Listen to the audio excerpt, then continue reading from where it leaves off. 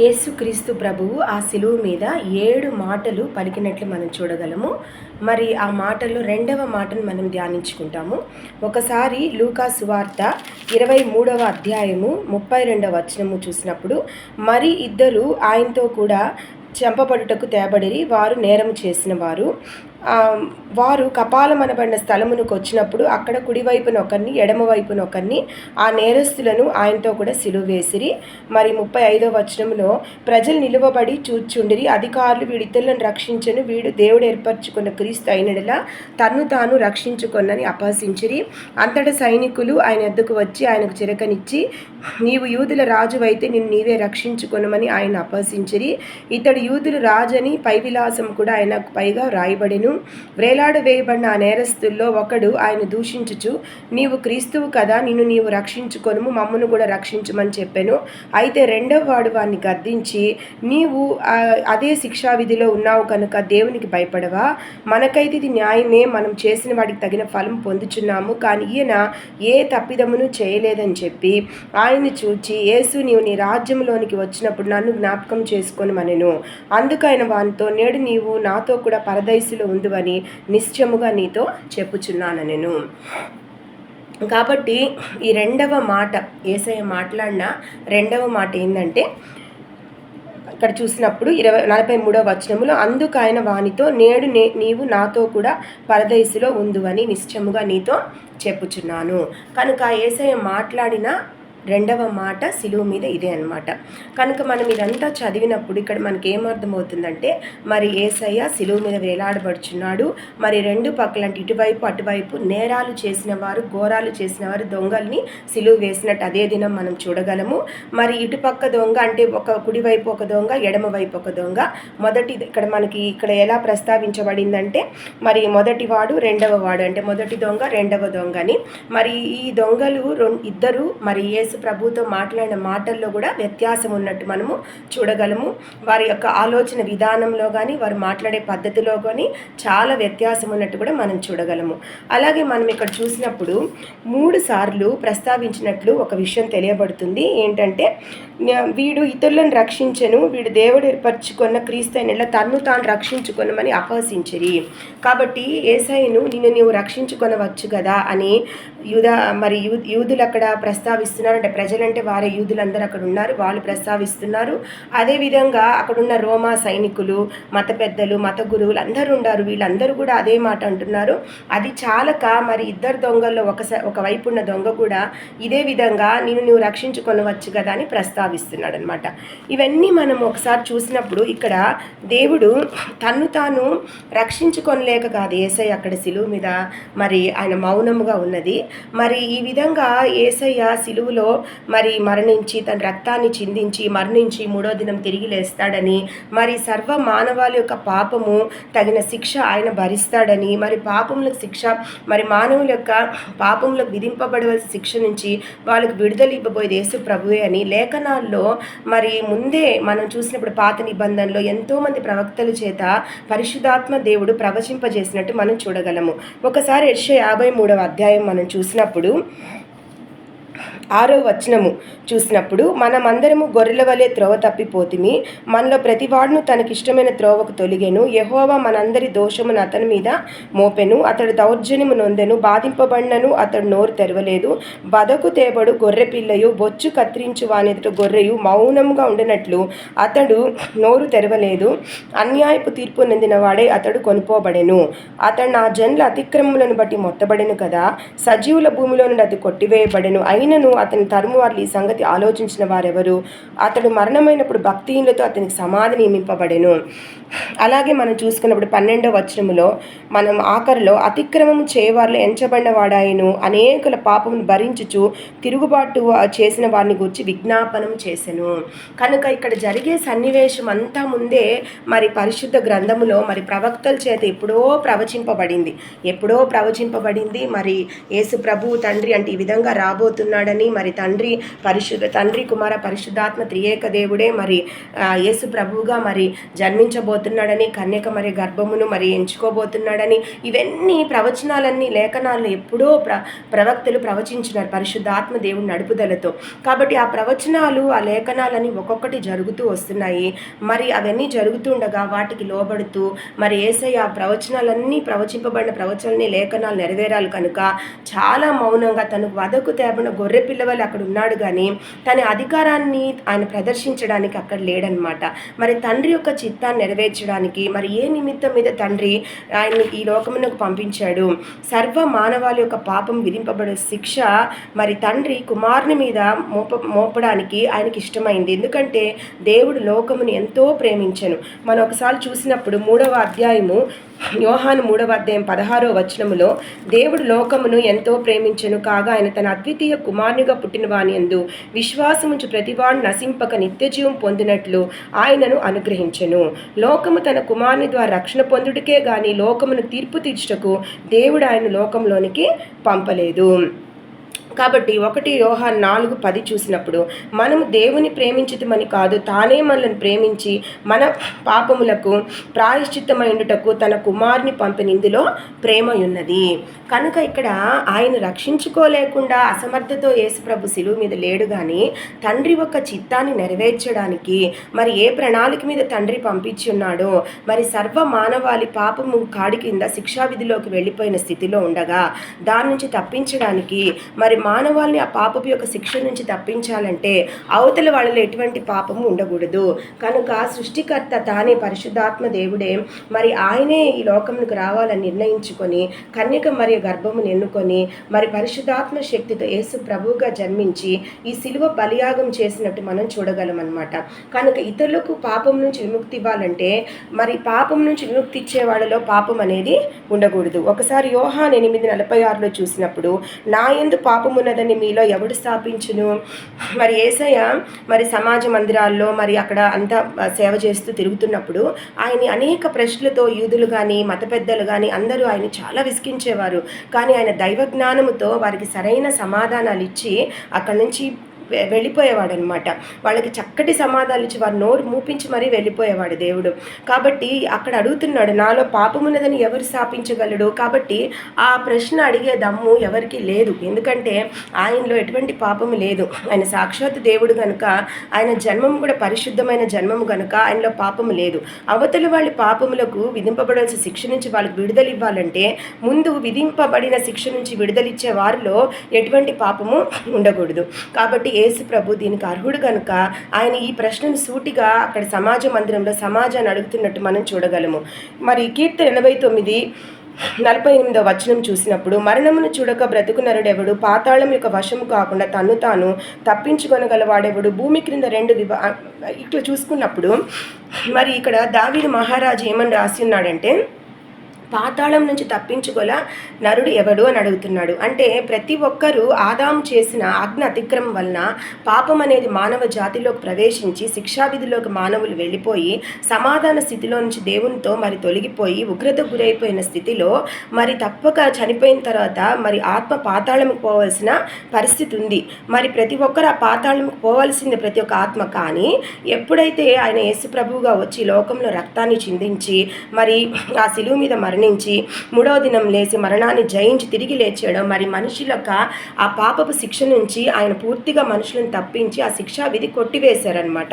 కనుకే మనం అంటాము రోమాలో రాయబడి ఉంటుంది, ఈ క్రీస్తునందున్న వారికి ఏ శిక్షా విధియు లేదు అని రాయబడి ఉంటుంది. కాబట్టి మరి లోకంలో ఉన్న ప్రతి ఒక్కరూ పాపం చేసిన వారు. ఒకసారి మనం చూసినప్పుడు రోమా 3వ అధ్యాయం 23వ వచనములో ఏ భేదమును లేదు, అందరినూ పాపం చేసి దేవుడు అనుగ్రహించు మహిమను పొందలేకపోతున్నారు. మరి అలాగే రోమ 8:1 చూసినప్పుడు కాబట్టి ఇప్పుడు క్రీస్తునందున వారికి ఏ శిక్షా విధి లేదు. అలాగే కీర్తన 51:5 చూసినప్పుడు నేను పాపంలో పుట్టినవాడును, పాపములోని నా తల్లి నన్ను గర్భమున ధరించెను. మరి ఇవన్నీ మనం చూసినప్పుడు లోకమంతా పాపంలో మునిగిపోతున్న సమయంలో పాపముకి విధింపబడవలసిన శిక్షను తప్పించడానికే యేసు ప్రభు ఈ లోకమునికి వచ్చినట్టు మనము చూడగలము. అలాగే రోమ 6:23 చూసినప్పుడు ఏలైనగా పాపం వలన వచ్చే జీతము మరణము. కాబట్టి పాపం వల్ల వచ్చే జీతం ఏంటంటే మరణమే. కాబట్టి పాపముకు పాపం చేసిన దానికి మరి ఆఖరిలో వచ్చే జీతం ఏంటంటే మరణమే. కానీ అటువంటి దాని నుంచి యేసు ప్రభు ఈ లోకమునకు వచ్చి మరి ఆయన చేసిన శిలువ బలియాగం వల్ల ఆ ఉగ్రత నుంచి మనల్ని తప్పించి ఆ శిక్షావిధి కొట్టివేసి మన ఆత్మ నరకంలో పడి నశించిపోకుండా కాపాడి ఉన్నాడనమాట. కనుక అందువల్ల ఆయన ఇక్కడ తన యొక్క అధికారమును ఆయన ఇక్కడ వాడడం లేదు. ఆయన అధికారంను వాడాలంటే వాడగలడు. ఒకసారి ఆ శిలువ వేసిన ముందు రోజు రాత్రి విచారణకు అనేక మంది అధికారుల దగ్గరికి యేసు ప్రభుని తీసుకొని వెళ్తారు సైనికులు. అప్పుడు ఒకసారి మనం యోహాను 10:18 చూసినప్పుడు, అలాగే ఇంకొంచెం యోహాను 19, 10, 11 కూడా చూసినప్పుడు, ఇక్కడ మనం ఒకసారి అధికారం గురించి చూసినప్పుడు ఇక్కడ పిలాతు మాట్లాడుతున్నాడు అనమాట. గనుక పిలాతు నాతో మాట్లాడవా, నిన్ను విడుదల చేయుటకు నాకు అధికారము కలదనియు, నిన్ను సిలువ వేయుటకు నాకు అధికారము కలదనియు నీవెరుగవా అని ఆయనతో అనెను. అందుకు యేసు, పైనుండి నీకు ఇయ్యబడితే ఉంటేనే కానీ తప్ప నా మీద నీకు ఏ అధికారమును ఉండదు, అందుచేత నన్ను నీకు అప్పగించిన వానికి ఎక్కువ పాపము కలదనెను. కాబట్టి నీకు ఈ అధికారం రాలేదు, తండ్రి నుంచి అధికారం వచ్చింది కనుకనే నీవు నన్ను సిలువ వేయడానికి నీకు అధికారం ఇవ్వబడింది. కాబట్టి నీకు ఈ అధికారము నీకు రాలేదు, నీకు ఇవ్వబడిన అధికారం తండ్రి నుంచి వచ్చింది కాబట్టి నువ్వు నన్ను వేయగలుగుతున్నావు అని అక్కడ మరి యేసు ప్రభుకున్న అధికారమును అక్కడ తెలియజేస్తున్నాడు అనమాట.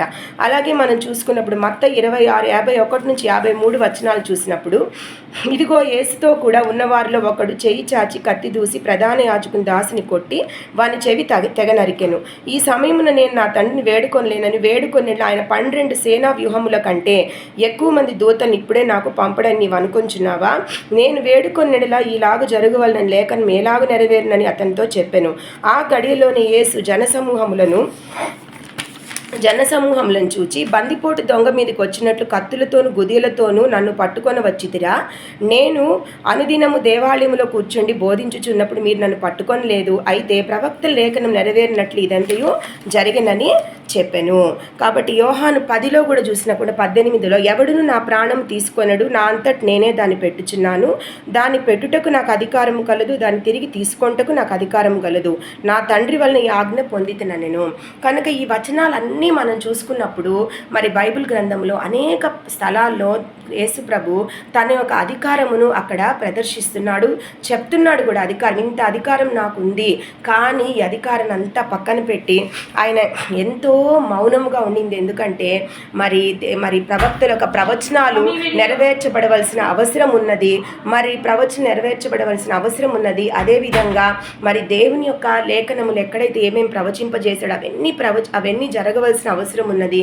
అదేవిధంగా మరి ఇంకోటి ఏంటంటే మరి తండ్రి యొక్క చిత్తము నెరవేర్చబడవలసిన అవసరం కూడా ఉంది. కనుకే యేసు ప్రభు ఎంతో మౌనముగా మరి వదకు తేబడిన గొర్రెపిల్ల వల్ల అక్కడ తన అధికారాన్ని ప్రదర్శించకుండా తండ్రి చిత్తానికి లోబడి వినయముతో తండ్రికి సమర్పించుకొని అప్పగించుకొని ఆయన యొక్క ప్రణాళిక జరగడానికి మరి చక్కగా మరి దేవునితో ఆయన ఏకీభవిస్తున్నట్టు మనం తండ్రితో చూడగలం అనమాట. కనుక ఇక్కడ మళ్ళీ ఇంకా కొంచెం మనం ముందు చదివినప్పుడు లూకా 23:40-41 ఆ సంభాషణ అంతా చూసినప్పుడు ఇక్కడ ఇద్దరు దొంగల్లో మొదటివాడు ఎలా మాట్లాడుతున్నాడంటే కొంచెం కూడా పాప ప్రాయశ్చిత్తం అనేది ఆ దొంగలో లేదనమాట. కొంచెం కూడా ప్రాయశ్చిత్తం లేదు, అంత శిక్షలో అతను ఉన్నా కూడా పాప ప్రాయశ్చిత్తం అనేది లేదు. మరి ఈ ఇద్దరు దొంగలు ఎంతో వ్యత్యాసం ఉంది. అంటే యేసు ప్రభుని అర్థం చేసుకునే దాంట్లో వ్యత్యాసం ఉంది. అలాగే మనం చూసుకున్నప్పుడు యేసు ప్రభుని అర్థం చేసుకునే దాంట్లో వ్యత్యాసం ఉంది. అలాగే విశ్వాసమును మరి రక్షణను మరి నిత్య జీవమును మరి యేసు ప్రభువే రక్షకుడని ఆయనకు ఒక రాజ్యం ఉందని వీటిని అర్థం చేసుకునే దాంట్లో కూడా వాళ్ళిద్దరి మధ్య వ్యత్యాసం ఉన్నట్టు మనం చూడగలము. కానీ మొదటి దొంగ ఈ విధంగా మాట్లాడుతున్నాడు, కానీ రెండవ దొంగ మాట్లాడినప్పుడు ఆయనలో చాలా పశ్చాత్తాపం ఉంది, నిత్య జీవాన్ని నమ్ముతున్నాడు, రక్షణ విశ్వాసం ఇవన్నీ నమ్ముతున్నాడు, యేసు ప్రభువుని ముఖ్యంగా నమ్ముతున్నాడు. ఆయన ఏ పాపము చేయలేదని, ఆయన ఏ ఘోరము చేయలేదని, మరి ఆయనలో నిజాయితీ న్యాయం ఉందని, మరి ఇజ్రాయేల్ యొక్క అభిషక్తుడని, ఆయనకు ఒక రాజ్యం ఉందని, ఈ శిలువ మరణం ఆయన అంతం కాదని, ఆయన మరలా రాబోతున్నాడని, మరి అక్కడ ఉన్న చుట్టుపక్కల వాళ్ళు ఆయన గురించి ప్రలాపిస్తుండగా ఈయనలో సత్యం ఉందని, మరి ఈయన దేవుడే అని అక్కడ ఎంతో విశ్వాసాన్ని ఆయన ప్రదర్శిస్తున్నాడు. మరి ఆ దొంగ తనకైతే ఈ నేరం తప్పదని, తన నేరం ఘోరం చేశాడు కాబట్టి తనకి శిక్ష తప్పదని, మరి దేవుడైతే యేసు ప్రభు అయితే మరి ఏ పాపము చేయలేదు, ఈ శిక్షకు ఆయన అర్హుడు కాదని, మరి ఇవన్నీ ఆయన గ్రహించుకొని పశ్చాత్తాపం పొందాడనమాట. ఈ పాప ప్రాయశ్చిత్తం అనేది మనిషిలో చాలా అవసరము. ఈ పాప ప్రాయశ్చిత్తం పడినప్పుడు ఏమవుతుందంటే మనిషిలో దేవుడు వెంటనే విశ్వాసము, రక్షణ, కృపావరం ఇస్తాడు. నిజంగా ఈ రెండవ దొంగ తను చూపుతున్న విశ్వాసం అసాధారణమైనది. ఎందుకంటే అక్కడ యేసుప్రభు శిలువ మీద మరి కఠిన శిక్షను అనుభవిస్తున్నాడు, నేరం మోపబడి ఉన్నాడు. అయినప్పటికీ ఆ సమయంలో మనుషులు చెప్పేది ఆయన నమ్మకుండా విశ్వాసముతో అక్కడ చూసిన పరిణామాలను బట్టి మరి యేసుప్రభు యొక్క మాటలను బట్టి మరి అక్కడే విశ్వసించి ఆయన ఆ సమయంలోనే ఆఖరి క్షణంలో పాప ప్రాయశ్చిత్తం పొంది రక్షణ మారు మనసులోకి వచ్చాడు. కాబట్టి ఇది చూసినప్పుడు మనకి ఏమర్థమవుతుందంటే మరి యేసు ప్రభు మరి లోకంలో మరి దేవుడు ప్రతి ఒక్కరూ ఆఖరి నిమిషంలో అయినా రక్షణ పొందాలి, మారు మనసు పొందాలి, మరి పాతాళమునకు వాళ్ళ అగ్నికి ఆహుతి అయిపోకూడదు వాళ్ళ ఆత్మని ఆశిస్తున్నాడు. నరక పంచులో పోయేటప్పుడు ఆఖరి క్షణంలో కూడా వాళ్ళ రక్షణలోకి వస్తారా, మారు మనసులోకి వస్తారా, వాళ్ళని కాపాడుకోవాలి, మరి ఆత్మ నిత్య జీవంలోకి ప్రవేశింపజేయాలని యేసయ్య ఎదురు చూస్తున్నట్టు చూడగలము. మరి దొంగ తన జీవితం అంతా నేరాలతో, ఘోరాలతో మరి భయంకరమైన స్థితిలో ఉండుంటాడు. కానీ ఆఖరి క్షణంలో ప్రాయశ్చిత్తం పొందడం వలన మరి దేవుని దగ్గర ఆ వరం పొందుకున్నాడు. అదే కృపావరము. విశ్వాసము, రక్షణ ఇవన్నీ దేవుడిచ్చిన కృపావరమే మనకు, మనంతటా మనకు వచ్చింది కాదు. కాబట్టి దేవుడు ఏం చెప్తున్నాడు, నేనే మిమ్మల్ని ప్రేమించాను ముందు, ఆ తర్వాతే మీరు నన్ను ప్రేమించారంటున్నాడు. కాబట్టి ఆయన ఏర్పరచుకున్న తన భక్తుల్లో ఈ కృపావరము, విశ్వాసము, రక్షణ, పాప ప్రాయశ్చిత్తము ఇవన్నీ దేవుడు అనుగ్రహించిన కృపావరంగానే మనం భావించగలము. కాబట్టి ఈ రెండవ దొంగ చక్కగా పశ్చాత్తాపడ్డాడు, అతిక్రమలను ఒప్పుకున్నాడు. అక్కడికక్కడే మరి యేసు ప్రభు తన పాపములకు ప్రాయశ్చిత్తము మరి తన పాపములకు మరి ఈయన ప్రాయశ్చిత్తం పొందేటప్పుడు విడుదల ఇవ్వగలడని, శిక్షను తొలగించగలడని, మరి ఆ దొంగ మీద ఉన్న నేరాన్ని ఆయన తొలగించగలడని విశ్వాసము, నమ్మకము ఆ దేవుని మీద ఆయనకు ఏర్పడినందువల్ల అక్కడికక్కడే రక్షణ పొందాడు. మరి ఆ రోజే దేవుడు ఏమంటున్నాడంటే, నేడు నీవు నాతో పరదేశులో ఉందువు అని రాసిచ్చాడు. అసలు పరదేశం అంటే ఏంది? పరమానంద వాసము. పరదేశం ఎవరికి లభిస్తుంది? ఎవరైతే ఈ లోకంలో మంచి జీవితం జీవించి మరి క్రీస్తునందు విశ్వాసంతో రక్షణలో మారు మనసులో ఉండి విశ్వాసము క్రియల రూపంలో చూపిస్తూ దేవుని ఆజ్ఞల ప్రకారం వాక్యానుసారముగా ఉంటూ బాప్తిజం పొంది రక్షణ మారు మనసులో ఉండి మరి దేవునికి ఇష్టమైన బిడలుగా జీవించి వాళ్ళు మరణించినప్పుడు వాళ్ళ ఆత్మ నిత్య జీవంలోకి ప్రవేశిస్తుంది. మరి చక్కగా మరి ప్రవేశించే స్థలాన్నే పరదైసు అంటాము. అలా కాకుండా భయభక్తులు లేకుండా విచ్చలవిడి జీవితం కలుపుతూ దేవుడంటే భయం లేకుండా అసలు రక్షణ లేకుండా వాళ్ళ ఇష్ట ప్రకారం జీవించి చనిపోయినప్పుడు ఆత్మ నిత్య నరకాగ్నిలోకి, నిత్య శిక్షకు వెళ్ళిపోవాల్సింది, అదే పాతాళంకు వెళ్ళిపోవాల్సిందే. కనుక ఈ దొంగ ఆఖరి క్షణములో తను చక్కగా రక్షణ పొంది దేవుని పట్టుకొని విశ్వాసంతో మరి ఆ రోజు పరదేశుకు ఆయన ఆత్మ పోయినట్టు మనం చూడగలము. కానీ మనం దాన్ని పట్టుకొని మేము జీవితం అంతా ఎలా అంటే అలా జీవిస్తాము, ఆకర్షణంలో వేసి ఒప్పుకుంటాంలే, అప్పుడు దొంగకి ఇచ్చినట్టు రక్షణ ఇచ్చి మనల్ని కూడా తీసుకొని వెళ్తాడని అనుకోవడానికి లేదు. మరి మన సమయం ఎలా ఉంటుందో, మన మరణం ఎలా ఉంటుందో మనకు తెలియదు కదా. మరి మరణం వచ్చినప్పుడు రక్షణ పొందడానికి మరి పాప ప్రాయశ్చిత్తం చేసుకోవడానికి సమయం ఉంటుందో లేదో. కాబట్టి మనకిచ్చిన సమయాన్ని మనం సద్వినియోగం చేసుకొని రక్షణలోకి, మారు మనసులోకి వచ్చి మరి దేవుని బిడ్డలుగా మారవలసిన అవసరం ఉంది. కానీ ఇక్కడ ఏమి ఆధ్యాత్మిక సందేశం మనకు ఉందంటే, ఆఖరి క్షణంలో కూడా దేవుడు మనల్ని రక్షణలోకి తీసుకొని వస్తాడు. ఆయన మనము నరకంలో పడి నశించిపోకుండా ఆఖరి క్షణంలో కూడా ఆయన మనల్ని రక్షించడానికి సిద్ధంగా ఉంటాడు. వీళ్ళు ఇప్పుడైనా రక్షింపబడతారా, పాతాళంకి వీళ్ళ ఆత్మ పోకుండా రక్షింపబడుతుందా అని ఎదురు చూస్తుంటాడనే ఆధ్యాత్మిక సందేశాన్ని మనం ఇక్కడ నేర్చుకోగలం అన్నమాట. అలాగే ఇంకా మనం చూస్తున్నప్పుడు రెండవ దొంగలో చక్కటి స్వభావాలు చూడగలం. ఆయన మరి భయభక్తులు చూపిస్తున్నాడు దేవుని పట్ల.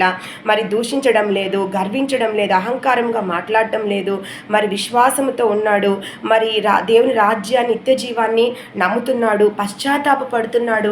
మరి ఇవన్నీ మంచి గుణాలు మనం ఇక్కడ ఈ రెండవ దొంగలో చూడగలం అన్నమాట. అలాగే మనం చూసుకున్నప్పుడు ఇంకా ముందుకెళ్ళినప్పుడు ఎఫెసీయులకు రాసిన పత్రిక 2వ అధ్యాయం 8-9 వచనంలో, మీరు విశ్వాసము ద్వారా కృపచేతనే రక్షింపబడి ఉన్నారు, ఇది మీ వల్ల కలిగినది కాదు, దేవుని వరమే. కనుక దీనిలో మనం అతిశయించాల్సిన అవసరం ఏమీ లేదు. ఇది మనమేదో చేసి తెచ్చుకునేది కాదు, దేవుడు మనకిచ్చిన కృపావరం. అది విశ్వాసమైన, రక్షణ అయినా, పాప ప్రాయశ్చిత్తమైన అన్ని దేవుడు మనకి ఇచ్చిన కృపావరము. ఆయన మనల్ని ప్రేమించాడు కనుక, ఆయన ముందు మనల్ని ఏర్పరచుకున్నాడు కనుక ఈ భాగ్యాన్ని మనకి ఇచ్చినట్టు మనం ఇక్కడ చూడగలం అన్నమాట. అలాగే చూసుకున్నప్పుడు రోమా 3:24, కాబట్టి నమ్మువారు ఆయన కృపచేతనే క్రీస్తు చేసినది విమోచనము ద్వారా ఉచితముగా నీతిమంతులని తీర్చబడుచున్నారు. రోమా 6:23లో దేవుని కృపావరం మన ప్రభు అయిన క్రీస్తు చేసినందు నిత్య జీవము. కానీ ఇవన్నీ వాక్యాలు మనం చూసుకున్నప్పుడు మనకి తెలుస్తుంది ఏంటంటే, పాప ప్రాయశ్చిత్తము మరి విశ్వాసము, రక్షణ, నిత్య జీవము, ఒకటి వెంట ఒకటి చక్కగా ఒక్కొక్కదానికి ఒకటి కనెక్ట్ అయినట్టు మనం చూడగలం. ముందు మన పాపములను ఒప్పుకోవాల్సిన అవసరం ఉందన్నమాట. పాపములు ఎప్పుడైతే మనం ఒప్పుకుంటామో అప్పుడు ఏమవుతుందంటే మనలో పాప ప్రాయశ్చిత్తం అనేది జరుగుతుంది. వెంటనే రక్షణ, విశ్వాసము, మారు మనసు అన్నీ మనకు వస్తాయి. ఒకసారి రోమా 4:7-8 చూసినప్పుడు, తన అతిక్రమములకు పరిహారం నందినవాడు, తన పాపమునకు ప్రాయశ్చిత్తము నందినవాడు ధన్యుడు, ప్రభువు చేత నిర్దోషని ఎంచబడినవాడు ధన్యుడు. కాబట్టి మనం ఇక్కడ చక్కగా మనకు అర్థమైపోతుంది అనమాట. ఏమని అర్థమవుతుంది? అతిక్రమములను, పాపములను దాచిపెట్టువాడు వర్ధిల్లడు. ప్రతి ఒక్క పాపను మన దేవుని దగ్గర ఒప్పుకొని మనం విడిచిపెట్టి ఎప్పుడైతే రక్షణలోకి వస్తామో అప్పుడు ఏమవుతుందంటే మనకి పాప ప్రాయశ్చిత్తం జరుగుతుంది, రక్షణ వస్తుంది, మరి మారు మనసు వస్తుంది. తద్వారా నిత్య జీవంలోకి మనము ప్రవేశించగలము. కనుక పాప ప్రాయశ్చిత్తం అనేది ముందు జరగాలి. అప్పుడే మనం ఏమవుతుంది, మనకి ఆ రక్షణ అనేది మనకు లభిస్తుంది అనమాట. ముందు అసలు విశ్వాసం అనేది కూడా మనలో ఉండాలి కదా. దేవుని ఎప్పుడైతే ప్రేమించి విశ్వసిస్తామో మనం పాపులమని కూడా మనకు అర్థమవుతుంది. పాప ప్రాయశ్చిత్తం కూడా మనము పొందుతాము. ఒకసారి అపోస్తుల కార్యం 4:12 మరి ఎవరి వలన రక్షణ కలుగదు, ఈ నామం వల్లనే మనం రక్షణ పొందవలను కానీ ఆకాశం క్రింద మనుషులు ఇయ్యబడిన మరి ఏ నామము రక్షణ పొందలేమని అనెను. యోహాను 14:6 యేసు నేనే మార్గమును సత్యమును జీవమును, నా ద్వారానే తప్ప ఎవడును తండ్రి యొద్దకు రాడు. యోహాను 10:9 నేనే ద్వారము, నా ద్వారా ఎవడైనా లోపల ప్రవేశించినడలా వాడు రక్షింపబడిన వాడే లోపలికి పోవచ్చు, బయటికి వచ్చు, మేత మేయు చుండును. కాబట్టి ఇక్కడ స్పష్టంగా దేవుడు వాక్యాల్లో మనకి లేఖనాల్లో చక్కగా రాసిపెట్టి ఉన్నాడనమాట. ఏమని? నా ద్వారానే తప్ప ఏ నామం యందు కూడా మీకు రక్షణ అనేది లభించదు. నేనే మార్గము, సత్యము, జీవమునై ఉన్నాను. కనుక క్రీస్తునందున్న వారికి ఏ శిక్షా విధియో లేదు. ఈ వాక్యాలన్నీ చదివినప్పుడు ఎవరైతే మరి దేవుని యొక్క శిలువ బలియాగము నమ్మి విశ్వసించి మరి యేసు ప్రభు ఈ లోకమునకు వచ్చాడని, మన పాపం నిమిత్తము మనం భరించవలసిన శిక్షను ఆయన భరించాడని, రక్షణ అనుభవం మనకి ఇచ్చాడని, మరి మరణించి 3వ దినం తిరిగి లేచాడని, మరణించి తిరిగి 3వ దినం తిరిగి లేచాడని, మరి పరలోకమునకు ఆరోహణమై ఉన్నాడని, ఆత్మస్వరూపిగా పరిశుద్ధాత్మగా మన మధ్య సంచరిస్తున్నాడని, మళ్ళీ రాబోతున్నాడని, ఇవన్నీ విశ్వసించి ఎవరైతే నమ్ముతారో మరి వారు దేవుని బిడలవుతారు. మరి క్రీస్తుని ధరించుకుంటారు. ఎప్పుడైతే ధరించుకుంటారో మరి దేవుడు వాళ్ళని ఆధ్యాత్మికంగా బ్రతికిస్తాడు. మరణ స్థితిలో నుంచి జీవంలోనికి ప్రవేశిస్తారు. శాశ్వత జీవము, నూతన జీవము ఇవన్నీ వాళ్ళలోకి చక్కగా సృష్టింపబడుతుంది. మరి వారు నిర్దోషుల లెక్కలో నుంచి బయటకు వచ్చేస్తారు. మరి నీతిమంతులుగా, పరిశుద్ధులుగా ఆయన రక్తములో కడిగి నిలవబెడతాడు. మరి ఇవన్నీ ఒకదానికోటి జరుగుతుంది. హృదయంలో మనం విశ్వసించినప్పుడు నోటితో కూడా క్రీస్తు మన రక్షకుడు అని మనం ఒప్పుకుంటామన్నమాట. కనుక ఆదాము చేసిన పాపం వల్ల శిక్షావిధి మానవుల మీద మోపడింది, తీర్పు వచ్చింది. కానీ మరి దేవుని యొక్క కృపావరం అయితే ఆ శిక్షావిధి నుంచి మనకు విడుదలిచ్చి మన దోషం లెక్కలో చేర్చి నీతిమంతులుగా, పరిశుద్ధులుగా మనం తీర్చిదిద్ది నిత్య జీవంలోకి ప్రవేశింపజేయడానికి ఉపయోగపడుతుంది. కాబట్టి దేవుడు చేసిన బలియాగము చాలా గొప్పది. ఈ బలియాగం అనేది లేకుండా ఉంటే ఈరోజు తప్పక మానవాళి యొక్క ఆత్మ పాతాళమును అగ్నిలో ఆహుతైపోవాల్సిన అవసరం ఉంది. కానీ క్రీస్తునందున్న వారికి ఏ శిక్షా విధి లేదు. క్రీస్తునందు ఎవరైతే రక్షింపబడతారో వారికి ఇటువంటి పరిస్థితి అయితే లేదుగా నిత్య జీవులోకి వాళ్ళు ప్రవేశిస్తారనమాట. కనుక మరి దేవుడి లోకమునందరికీ సృష్టికర్తే. కానీ ఆధ్యాత్మిక తండ్రి ఎవరికంటే ఎవరైతే ఆయన స్వీకరించి, ఎవరైతే ఆయన ధరించుకొని, ఎవరైతే ఆయన మీద విశ్వాసం ఉంచి, నమ్మకం ఉంచి రక్షణ పొందుతారో వారికి ఆయన ఆధ్యాత్మిక తండ్రిగా ఉన్నాడనమాట. కనుక ఈ నిజంగా యేసు ప్రభు చేసిన ఈ శిలువ బలియాగం చాలా గొప్పది. మరి ఈ దొంగ ఈ ఆఖరి క్షణంలో అది నిజంగా గ్రహించుకొని రక్షణ పొంది పరదేశులో స్థానాన్ని సంపాదించుకున్నాడు. కానీ మనం ఏం చేస్తున్నాం? మనం ఎన్నో వింటున్నాం, ఎన్నో చేస్తున్నాము, మరి ఎంతో వాక్యం చదువుతున్నాము, మరి గుడికి వెళ్తున్నాం, ప్రార్థనా శక్తి అన్నీ తెలిసి కూడా మరి పదే మళ్ళీ పాపం జీవితంలోకి వెళ్ళి దేవుణ్ణి ఒక్కసారి కాకుండా అనేక సార్లు సిలువ వేసి ఆయన్ని దుఃఖపరుస్తున్నాము. కనుక దేవుడిచ్చిన ఈ పాప ప్రాయశ్చిత్తం అనేది, అలాగే విడుదల అనేది, అలాగే విశ్వాసం అనేది, రక్షణ అనేది, నిత్య జీవం అనేది, ఇవన్నీ మనకు దేవుడిచ్చిన మంచి బహుమానాలు. వీటిని ఎంతవరకు మనం వాడుకుంటున్నాం అనేది మనం గ్రహించుకోవాలి. అలాగే మనం ఇంకా ఎన్నో వాక్యాలు కృప మీద ఉన్నాయి. అలాగే రోమా 5:16 చూసినప్పుడు కృపావరం అయితే అనేకమైన అపరాధముల మూలముగా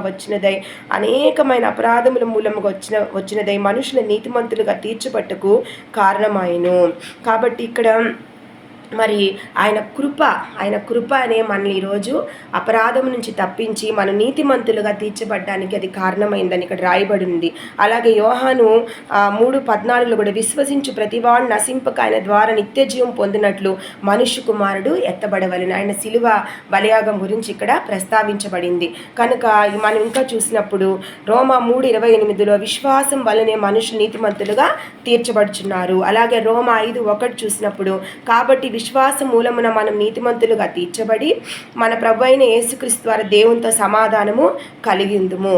కాబట్టి ఇవన్నీ మనం చూసుకున్నప్పుడు మరి విశ్వాసము అనేది చాలా ముఖ్యము. ఈ దొంగ ఇక్కడ చూపించింది కూడా అదే, విశ్వాసం చూపించాడు, నమ్మకం చూపించాడు, పాప ప్రాయశ్చిత్తం పొందాడు, మరి రక్షణ ఆయన పొందుకున్నాడు. ఇవన్నీ మనం చూసినప్పుడు విశ్వాసం అనేది మనిషిలో చాలా అవసరమని ఇక్కడ మనకు అర్థమవుతుందన్నమాట.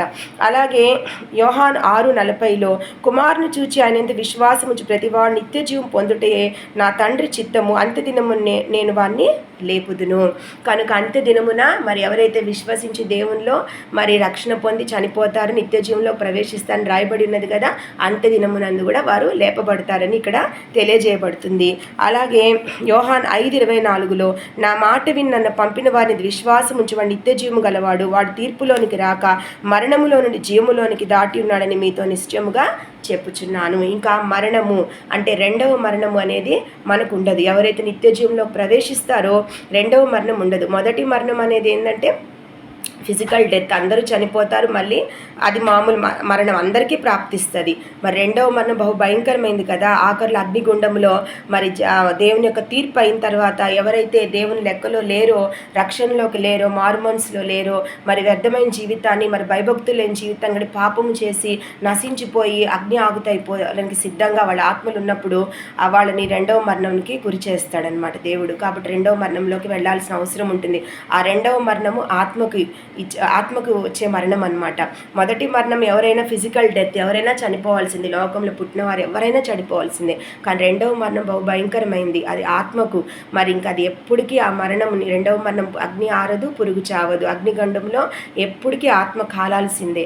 కాబట్టి ఇప్పటికైనా తెలుసుకొని దేవుడు చెప్పింది అర్థం చేసుకొని విశ్వాసముతో రక్షణ పొంది మరి ఇది క్రియల మూలంగా విశ్వాసంతో జీవిస్తూ దేవునికి చిత్త ప్రకారం జీవిస్తూ వాక్యానుసారముగా ఉంటే ఇప్పటికైనా పాపంలో ఒప్పుకొని ప్రాయశ్చిత్తం పొంది రక్షణ పొంది మరి దేవుని లెక్కలో చేరి మరి దేవుని బిడలగా ఆయన సంతానంగా జీవిస్తూ నమ్మకంతో ఆయన్ని ఎదురు చూడాలి. కాబట్టి ఈ దొంగ ఏ విధంగా ఆఖరి క్షణములో మరి ప్రాయశ్చిత్తం పొంది మరి పరదేశుల స్థానాన్ని సంపాదించుకున్నాడు, అలాగే మనందరం కూడా దేవుని అడుగుజాడలు నడుస్తూ భయభక్తులతో ఉంటే ఆయన బిడలుగా ఆయన కొరకు ఎదురు చూస్తూ మరి ఆయన ఇచ్చే నిత్య జీవంలో ప్రవేశించాలన్నదే దేవుని యొక్క ఆశ అయి ఉన్నది.